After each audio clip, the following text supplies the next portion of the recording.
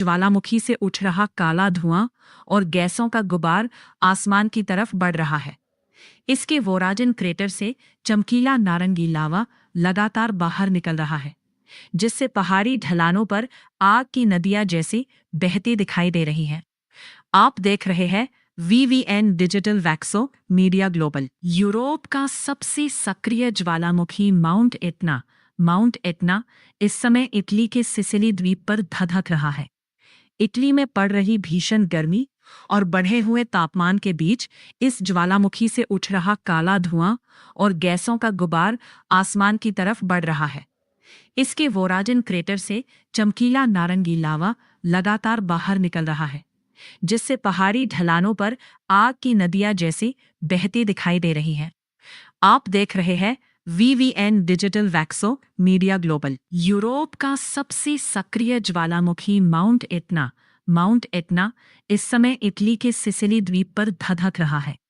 Italy में पड़ रही भीषण गर्मी और बढ़े हुए तापमान के बीच इस ज्वालामुखी से उठ रहा काला धुआं और गैसों का गुबार आसमान की तरफ बढ़ रहा है।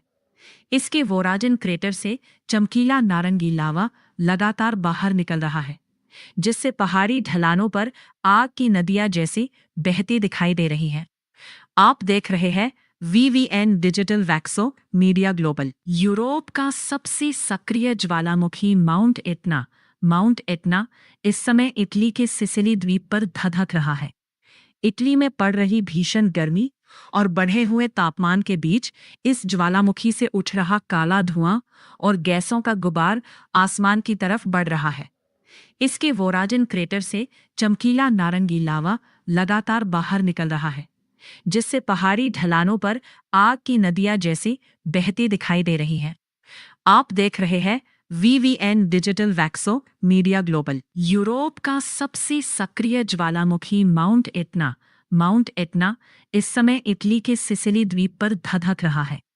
इटली में पड़ रही भीषण गर्मी और बढ़े हुए तापमान के बीच इस ज्वालामुखी से उठ रहा काला धुआं और गैसों का गुबार आसमान की तरफ बढ़ रहा है।